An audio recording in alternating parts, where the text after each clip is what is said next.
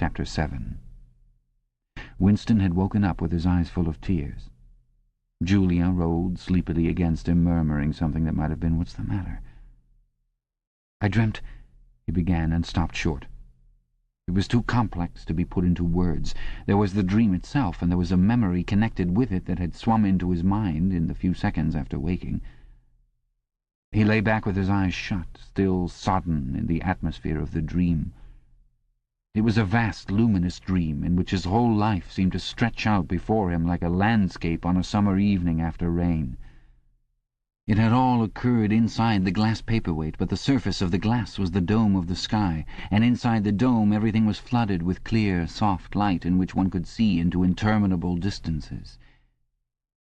The dream had also been comprehended by, indeed, in some sense it had consisted in a gesture of the arm made by his mother, and made again 30 years later by the Jewish woman he had seen on the news film, trying to shelter the small boy from the bullets before the helicopters blew them both to pieces. "Do you know," he said, "that until this moment I believed I had murdered my mother?" "Why did you murder her?" said Julia, almost asleep. "I didn't murder her, not physically." In the dream he had remembered his last glimpse of his mother, and within a few moments of waking the cluster of small events surrounding it had all come back. It was a memory that he must have deliberately pushed out of his consciousness over many years. He was not certain of the date, but he could not have been less than 10 years old, possibly 12 when it had happened. His father had disappeared some time earlier. How much earlier he could not remember. He remembered better the rackety, uneasy circumstances of the time, the periodical panics about air raids and the sheltering in tube stations, the piles of rubble everywhere, the unintelligible proclamations posted at street corners, the gangs of youths in shirts all the same colour, the enormous queues outside the bakeries, the intermittent machine-gun fire in the distance. Above all, the fact that there was never enough to eat.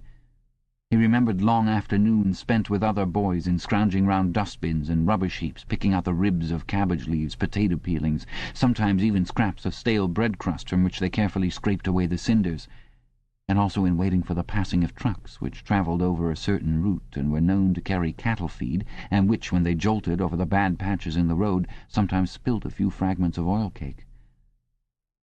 When his father disappeared, his mother did not show any surprise or any violent grief, but a sudden change came over her. She seemed to have become completely spiritless. It was evident even to Winston that she was waiting for something that she knew must happen. She did everything that was needed, cooked, washed, mended, made the bed, swept the floor, dusted the mantelpiece, always very slowly, and with a curious lack of superfluous motion, like an artist's lay figure moving of its own accord. Her large, shapely body seemed to relapse naturally into stillness. For hours at a time she would sit, almost immobile, on the bed, nursing his young sister, a tiny, ailing, very silent child of 2 or 3, with a face made simian by thinness. Very occasionally she would take Winston in her arms and press him against her for a long time without saying anything. He was aware, in spite of his youthfulness and selfishness, that this was somehow connected with the never-mentioned thing that was about to happen. He remembered the room where they lived, a dark, close-smelling room that seemed half-filled by a bed with a white counterpane. There was a gas ring in the fender, and a shelf where food was kept, and on the landing outside there was a brown earthenware sink, common to several rooms. He remembered his mother's statuesque body bending over the gas ring to stir at something in a saucepan. Above all, he remembered his continuous hunger and the fierce, sordid battles at meal-times. He would ask his mother, naggingly, over and over again, why there was not more food. He would shout and storm at her. He even remembered the tones of his voice, which was beginning to break prematurely and sometimes boomed in a peculiar way, or he would attempt a snivelling note of pathos in his efforts to get more than his share. His mother was quite ready to give him more than his share. She took it for granted that he, the boy, should have the biggest portion. But however much she gave him, he invariably demanded more. At every meal she would beseech him not to be selfish, and to remember that his little sister was sick and also needed food, but it was no use. He would cry out with rage when she stopped ladling. He would try to wrench the saucepan and spoon out of her hands. He would grab bits from his sister's plate. He knew that he was starving the other two, but he could not help it. He even felt that he had a right to do it.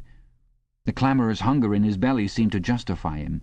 Between meals, if his mother did not stand guard, he was constantly pilfering at the wretched store of food on the shelf. One day a chocolate ration was issued. There had been no such issue for weeks or months past. He remembered quite clearly that precious little morsel of chocolate. It was a 2-ounce slab. They still talked about ounces in those days, between the three of them. It was obvious that it ought to be divided into 3 equal parts. Suddenly, as though he were listening to somebody else, Winston heard himself demanding in a loud, booming voice that he should be given the whole piece.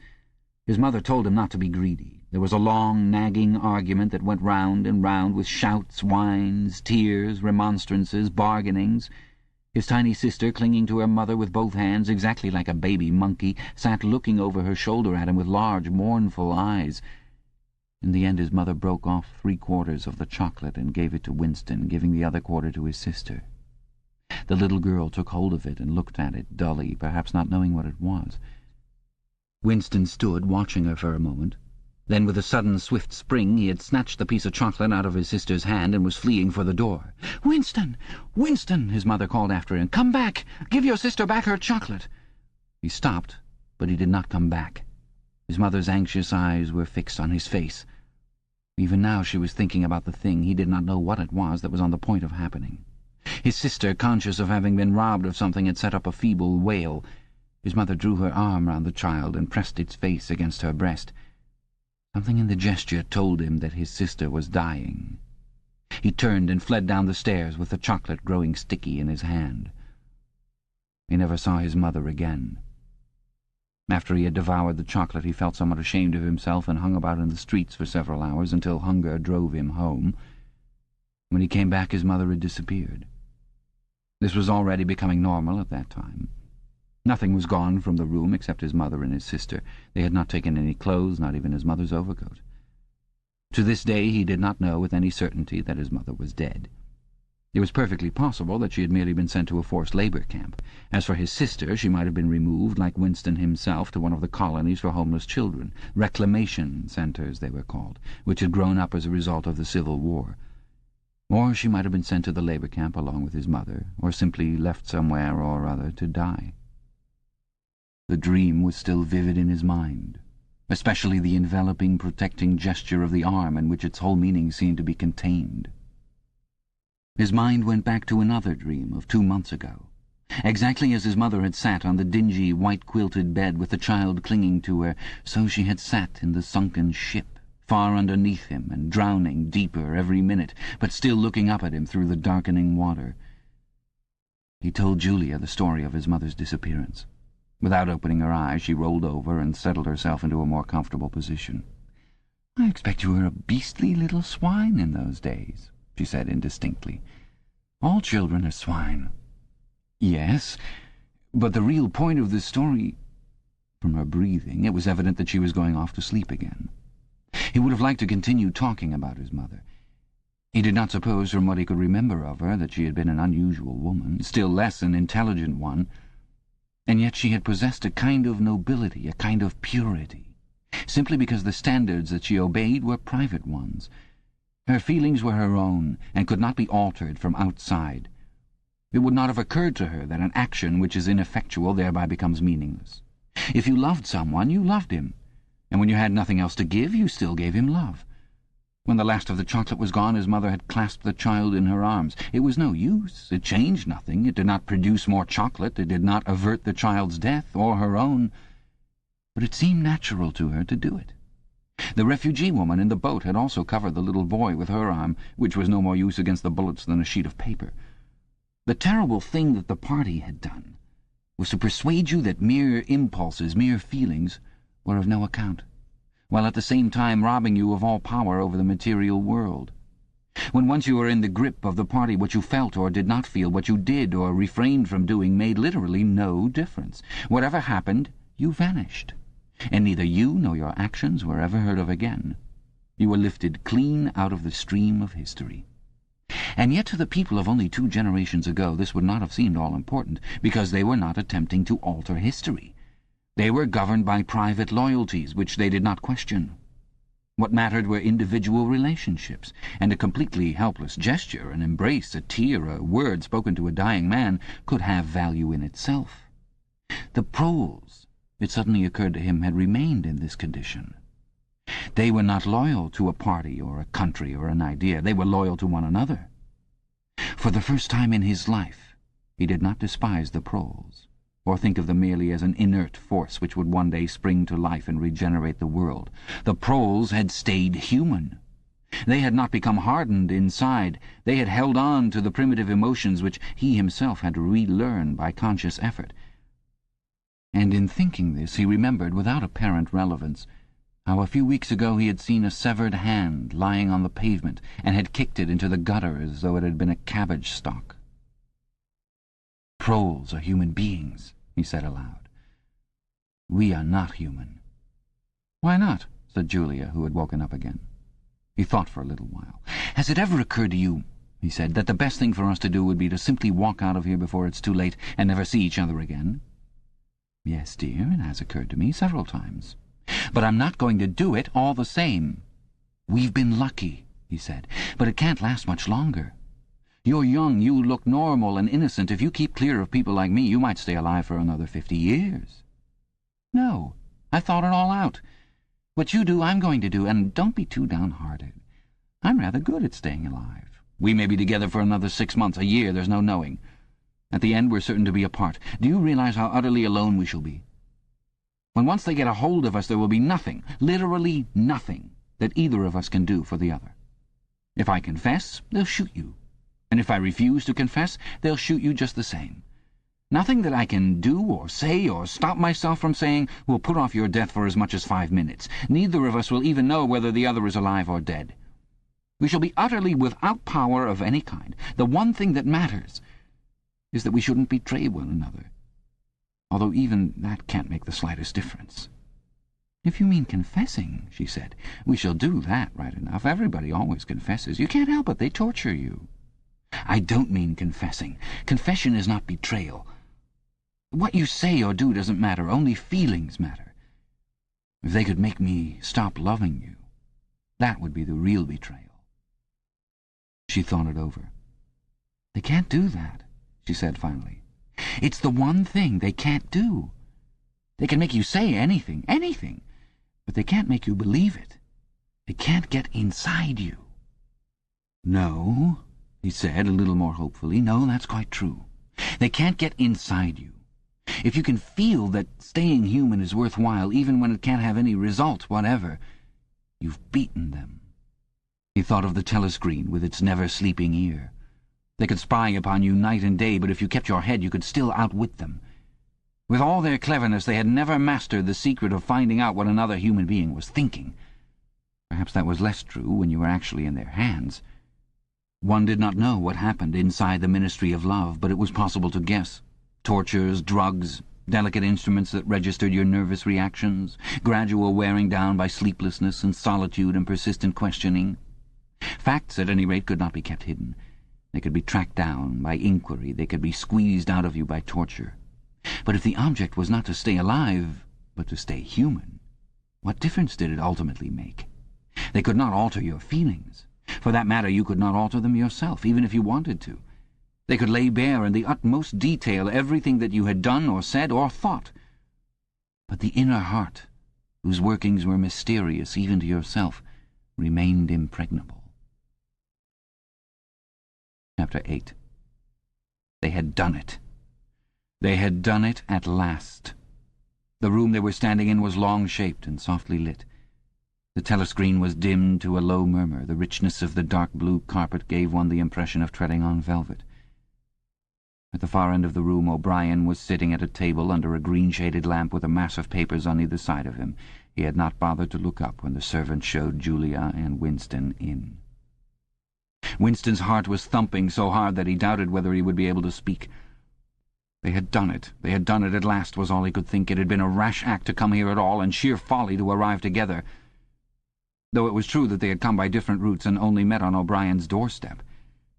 But merely to walk into such a place needed an effort of the nerve.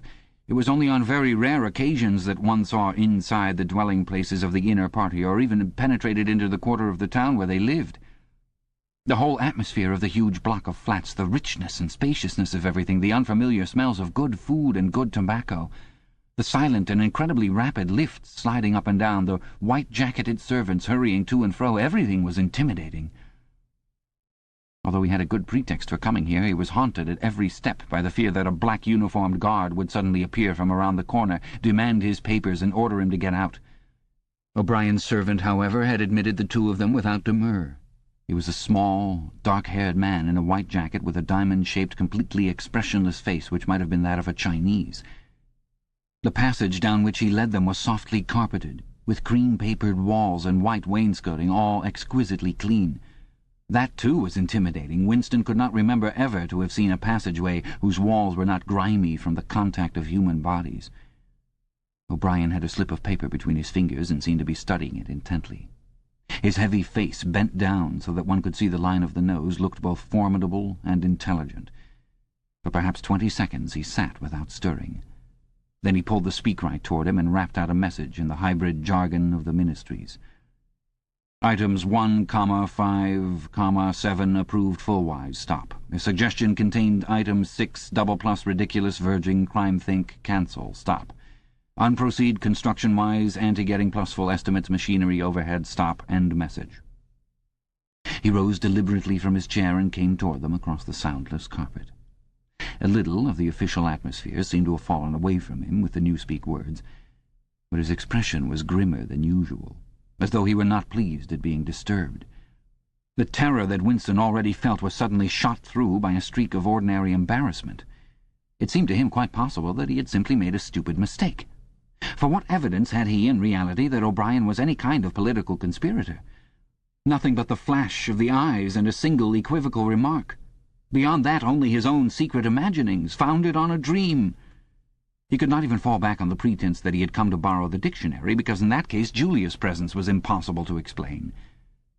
As O'Brien passed the telescreen, a thought seemed to strike him. He stopped, turned aside, and pressed a switch on the wall. There was a sharp snap. The voice had stopped. Julia uttered a tiny sound, a sort of squeak of surprise. Even in the midst of his panic, Winston was too much taken aback to be able to hold his tongue. "You can turn it off," he said. "Yes," said O'Brien. "We can turn it off. We have that privilege." He was opposite them now. His solid form towered over the pair of them, and the expression on his face was still indecipherable. He was waiting, somewhat sternly, for Winston to speak. But about what? Even now it was quite conceivable that he was simply a busy man, wondering irritably why he had been interrupted. Nobody spoke. After the stopping of the telescreen, the room seemed deadly silent. The seconds marched past, enormous. With difficulty, Winston continued to keep his eyes fixed on O'Brien's. Then suddenly the grim face broke down into what might have been the beginnings of a smile. With his characteristic gesture, O'Brien resettled his spectacles on his nose. "Shall I say it, or will you?" he said. "I will say it," said Winston promptly. "That thing is really turned off?" "Yes, everything is turned off. We're alone." "We have come here because—" He paused, realizing for the first time the vagueness of his own motives. Since he did not in fact know what kind of help he expected from O'Brien, it was not easy to say why he had come here. He went on, conscious that what he was saying must sound both feeble and pretentious. "We believe that there is some kind of conspiracy, some kind of secret organization working against the party, and that you are involved in it. We want to join it and work for it. We are enemies of the party. We disbelieve in the principles of Ingsoc. We are thought criminals. We are also adulterers. I tell you this because we want to put ourselves at your mercy. If you want us to incriminate ourselves in any other way, we are ready." He stopped and glanced over his shoulder with the feeling that the door had opened. Sure enough, the little yellow-faced servant had come in, without knocking. Winston saw that he was carrying a tray with a decanter and glasses. "Martin is one of us," said O'Brien impassively. "Bring the drinks over here, Martin. Put them on the round table. Have we enough chairs? We may as well sit down and talk in comfort. Bring a chair for yourself, Martin. This is business. You can stop being a servant for the next 10 minutes. The little man sat down, quite at his ease, and yet still with a servant-like air, the air of a valet enjoying a privilege. Winston regarded him out of the corner of his eye. It struck him that the man's whole life was playing a part, and that he felt it to be dangerous to drop his assumed personality even for a moment. O'Brien took the decanter by the neck and filled up the glasses with a dark red liquid. It aroused in Winston dim memories of something seen long ago on a wall or a hoarding, a vast bottle composed of electric lights which seemed to move up and down and pour its contents into a glass. Seen from the top, the stuff looked almost black, but in the decanter it gleamed like a ruby and had a sour, sweet smell. You saw Julia pick up her glass and sniff at it with frank curiosity. "It is called wine," said O'Brien with a faint smile. "You will have read about it in books, no doubt. Not much of it gets to the outer party, I'm afraid." His face grew solemn again, and he raised his glass. "I think it fitting that we should begin by drinking a health. To our leader. To Emmanuel Goldstein." Winston took up his glass with a certain eagerness. Wine was the thing he had read and dreamed about. Like the glass paperweight or Mr. Charrington's half-remembered rhymes, it belonged to the vanished romantic past, the olden time, as he liked to call it in his secret thoughts. For some reason he had always thought of wine as having an intensely sweet taste, like that of blackberry jam, and an immediate intoxicating effect. Actually, when he came to swallow it, the stuff was distinctly disappointing. The truth was that after years of gin drinking he could barely taste it. He set down the empty glass. "Then there is such a person as Goldstein?" he said. "Yes, there is such a person, and he is alive. Where, I do not know." "And the conspiracy, the organization, is it real? It is not simply an invention of the thought police?" "No, it is real. The Brotherhood, we call it. You will never learn much more about the Brotherhood than that it exists and that you belong to it. I will come back to that presently." He looked at his wristwatch. "It is unwise even for members of the inner party to turn off the telescreen for more than half an hour. You ought not to have come here together, and you will have to leave separately. You, comrade," he bowed his head to Julia, "will leave first. We have about 20 minutes at our disposal. You will understand that I must start by asking you certain questions. In general terms, what are you prepared to do?" "Anything that we are capable of," said Winston.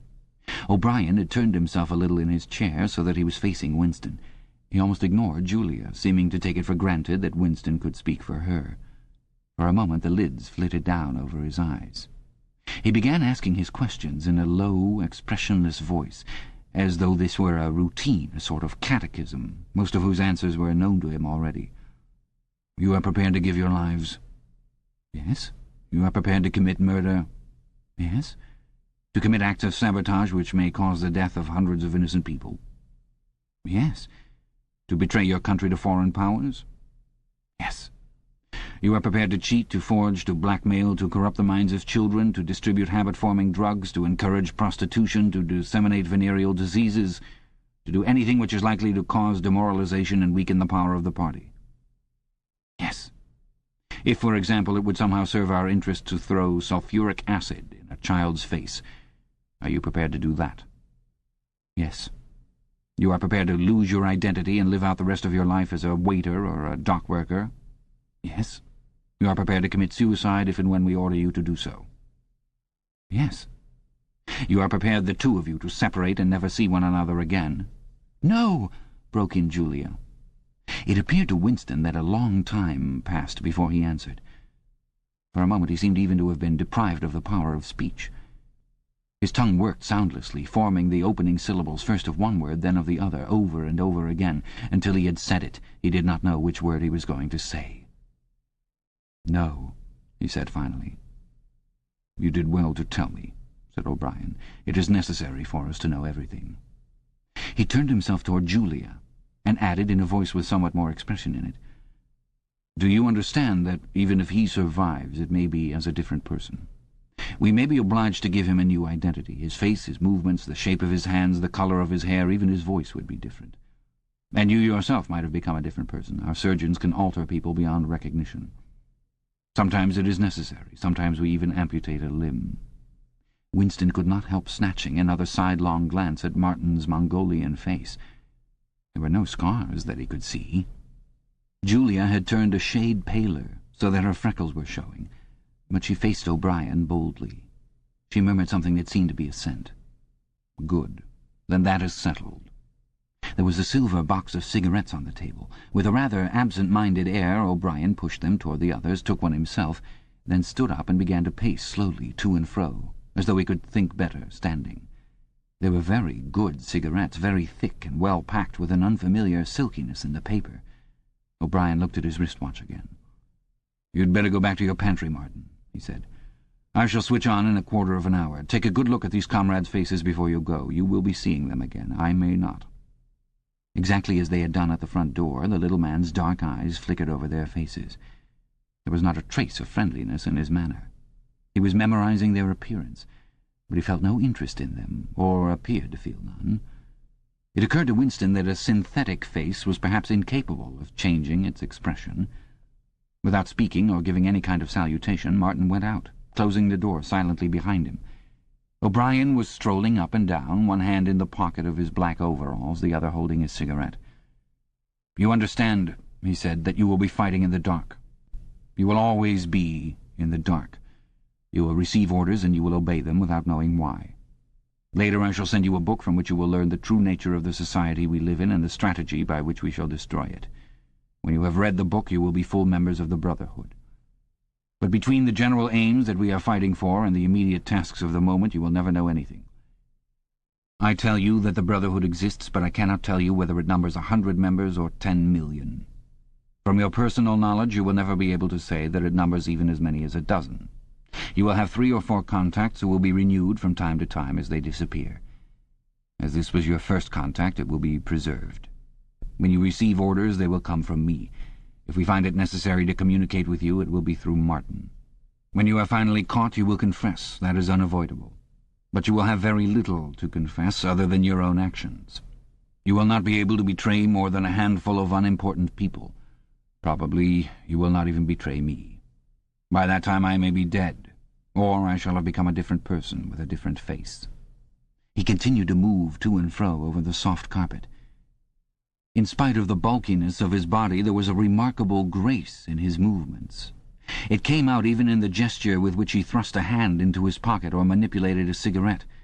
More even than of strength, he gave an impression of confidence and of an understanding tinged by irony. However much in earnest he might be, he had nothing of the single-mindedness that belongs to a fanatic. When he spoke of murder, suicide, venereal disease, amputated limbs, and altered faces, it was with a faint air of persiflage. "This is unavoidable," his voice seemed to say. "This is what we have got to do unflinchingly. But this is not what we shall be doing when life is worth living again." A wave of admiration, almost of worship, flowed out from Winston toward O'Brien. For the moment he had forgotten the shadowy figure of Goldstein. When you looked at O'Brien's powerful shoulders and his blunt-featured face, so ugly and yet so civilized, it was impossible to believe that he could be defeated. There was no stratagem that he was not equal to, no danger that he could not foresee. Even Julia seemed to be impressed. She had let her cigarette go out and was listening intently. O'Brien went on. "You will have heard rumours of the existence of the Brotherhood. No doubt you have formed your own picture of it. You have imagined, probably, a huge underworld of conspirators meeting secretly in cellars, scribbling messages on walls, recognizing one another by code words or by special movements of the hand. Nothing of the kind exists. The members of the Brotherhood have no way of recognizing one another, and it is impossible for any one member to be aware of the identity of more than a very few others. Goldstein himself, if he fell into the hands of the thought police, could not give them a complete list of members or any information that would lead them to a complete list. No such list exists. The Brotherhood cannot be wiped out because it is not an organization in the ordinary sense. Nothing holds it together except an idea, which is indestructible. You will never have anything to sustain you except the idea. You will get no comradeship and no encouragement. When finally you are caught, you will get no help. We never help our members. At most, when it is absolutely necessary that someone should be silenced, we are occasionally able to smuggle a razor blade into a prisoner's cell. You will have to get used to living without results and without hope. You will work for a while, you will be caught, you will confess, and then you will die. Those are the only results that you will ever see. There is no possibility that any perceptible change will happen within our lifetime. We are the dead. Our only true life is in the future. We shall take part in it as handfuls of dust and splinters of bone. But how far away that future may be, there is no knowing. It might be 1,000 years. At present, nothing is possible except to extend the area of sanity, little by little. We cannot act collectively. We can only spread our knowledge outwards from individual to individual, generation after generation. In the face of the thought police, There is no other way. He halted and looked for the third time at his wristwatch. "It is almost time for you to leave, comrade," he said to Julia. "Wait, the decanter is still half full." He filled the glasses and raised his own glass by the stem. "What shall it be this time?" he said, still with the same faint suggestion of irony. "To the confusion of the thought police, to the death of Big Brother, to humanity, to the future?" "To the past," said Winston. "Past is more important," agreed O'Brien gravely. They emptied their glasses, and a moment later Julia stood up to go.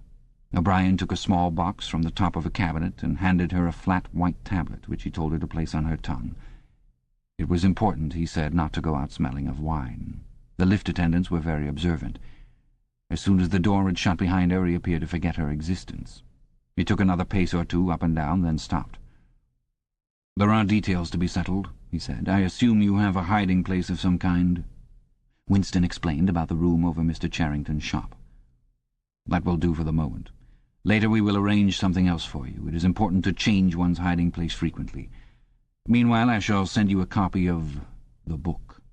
Even O'Brien, Winston noticed, seemed to pronounce the words as though they were in italics. "Goldstein's book, you understand, as soon as possible. It may be some days before I can get hold of one. There are not many in existence, as you can imagine. The thought police hunts them down and destroys them almost as fast as we can produce them. It makes very little difference. The book is indestructible. If the last copy were gone, we could reproduce it almost word for word. Do you carry a briefcase to work with you?" he added. "As a rule, yes." "What is it like?" "Black, very shabby, with 2 straps." "Black, 2 straps, very shabby. Good. One day in the fairly near future, I cannot give a date, one of the messages among your morning's work will contain a misprinted word, and you will have to ask for a repeat. On the following day you will go to work without your briefcase.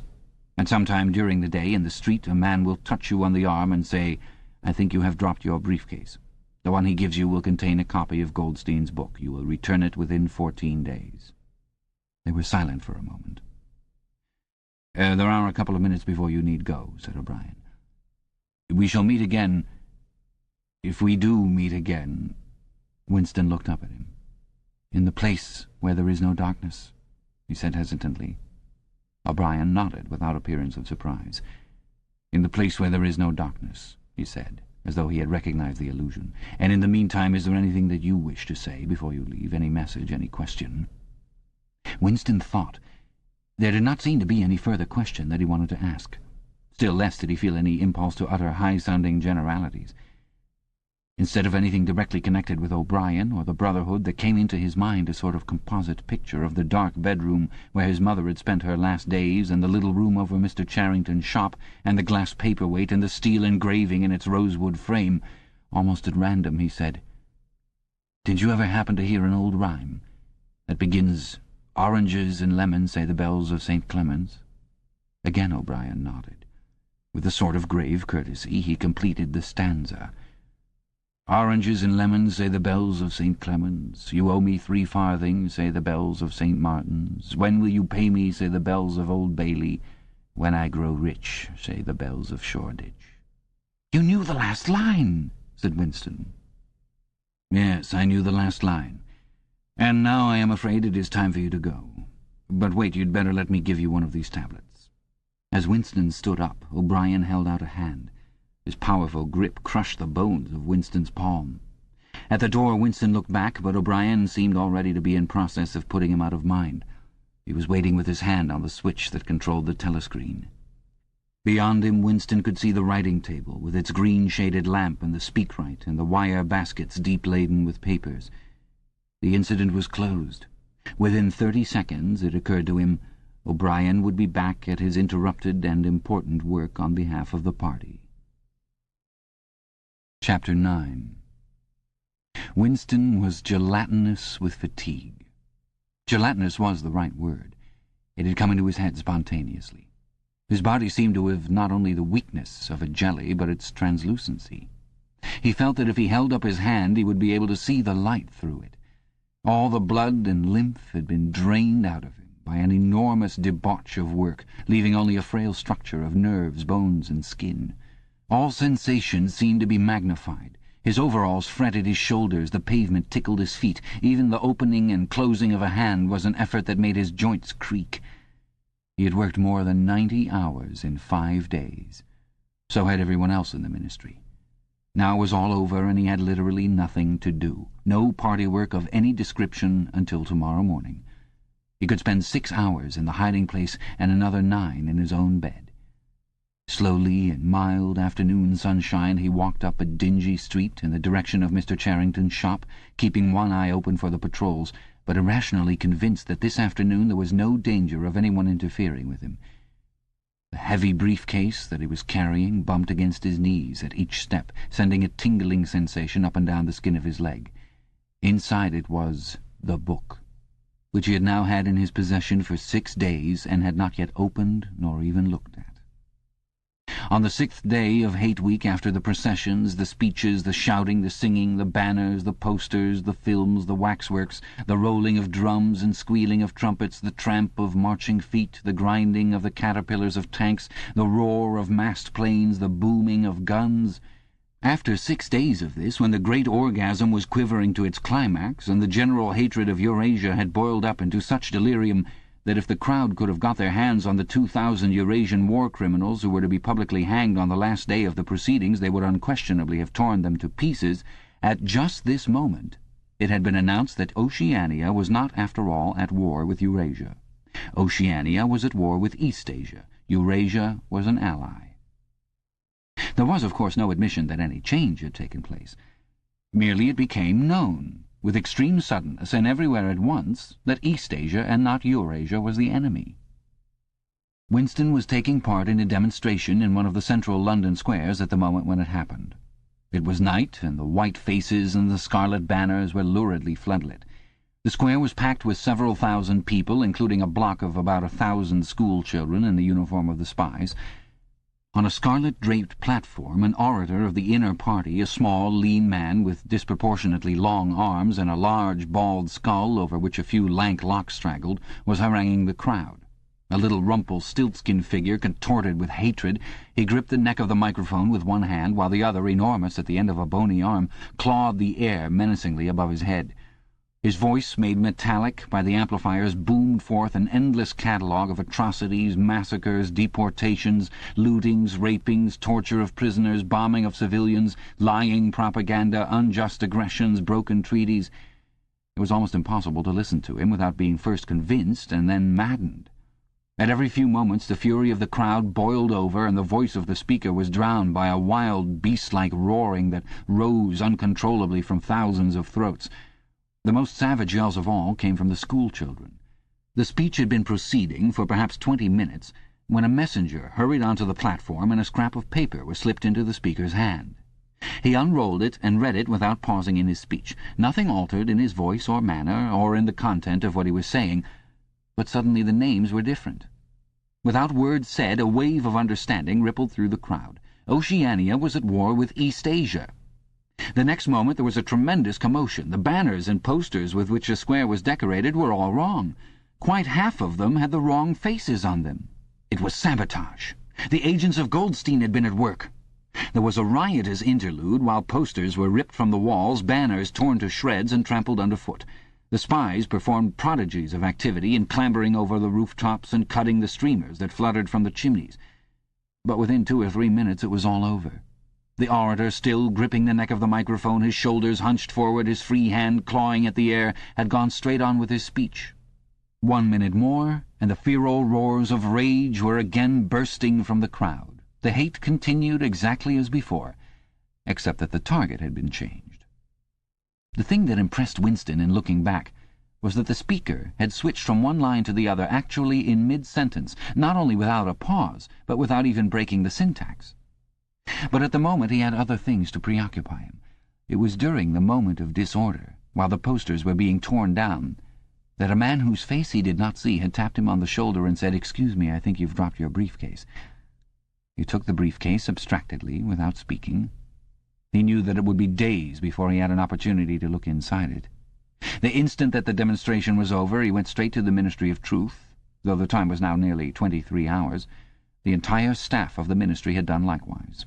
The orders already issuing from the telescreens recalling them to their posts were hardly necessary.